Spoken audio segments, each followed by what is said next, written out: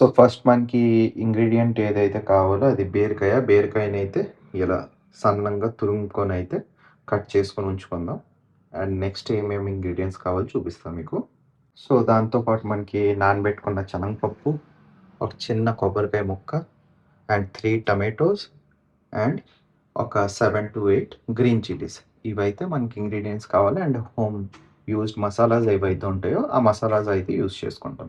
First అయితే pan అయినా, కడాయి అయినా పెట్టుకొని మనం ఆయిల్ వేసుకుందాం హీట్ అవ్వడానికి.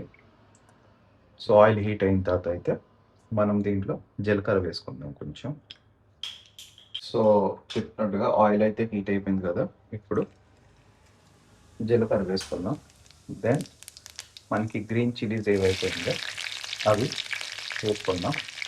వేసుకున్న తర్వాత మనము స్టాక్ చేసుకున్న కోకోనట్ తీసుకున్నాం కదా!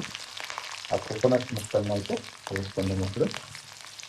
వేసుకొని అయితే ఈ కోకోనట్ ముక్కలను అయితే కొంచెం లైట్ బ్రౌన్‌గా ఫ్రై చేసుకుందాం. సో, కోకోనట్ అయితే లైట్ బ్రౌన్‌గా ఫ్రై అయిపోయింది కదా! ఈ టైంలో అయితే మనము టమాటోస్ ఏవైతే ఉన్నాయో ఆ టమాటోస్ వేసుకొని, టమాటోస్ వేసుకొని అయితే కొంచెం ఫ్రై చేసుకుందాం.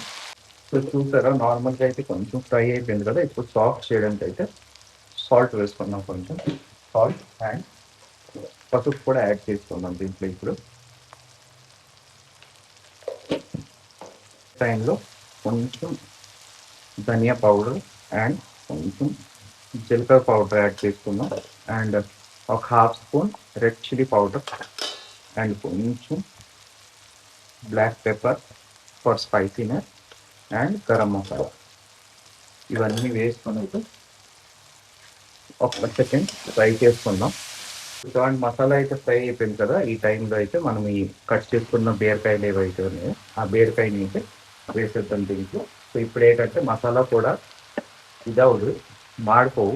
బికాస్ బీరకాయలో వాటర్ ఉంటుంది కదా! బీరకాయ వాటర్‌తో అయితే అవి బాగా కుక్ అవుతుంటే బీరకాయ కూడా ఏదైతే వాటర్ ఉందో అది రిలీజ్ చేస్తుంటది కాబట్టి. సో, ఈ టైంలో అయితే బీరకాయ వేసి కలుపుకున్నాం. అండ్ ఇది లో టు మీడియం ఫ్లేమ్‌లో ఇప్పుడు మనం చేసుకోవాలి గ్యాస్‌ని. అవును కదా! ఈ టైంలో అయితే మనము నానబెట్టుకున్న శనగపప్పు ఏదైతే ఉందో అది వేసుకున్నాము. అది వేసి ఒకసారి కలుపుకోవాలి.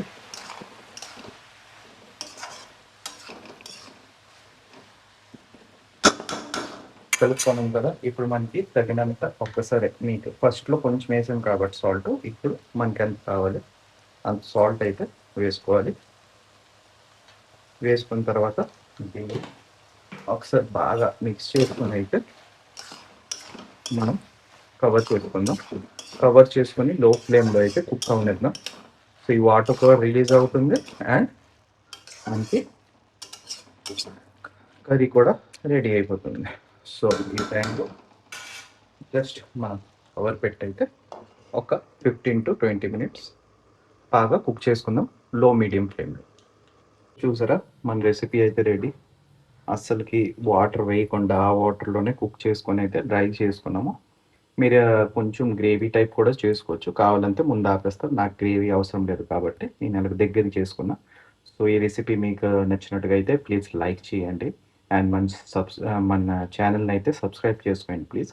So, yah! Thank you for watching. And next వీడియోతో మళ్ళీ రేపు కలుద్దాం. Bye bye. Tata and stay safe.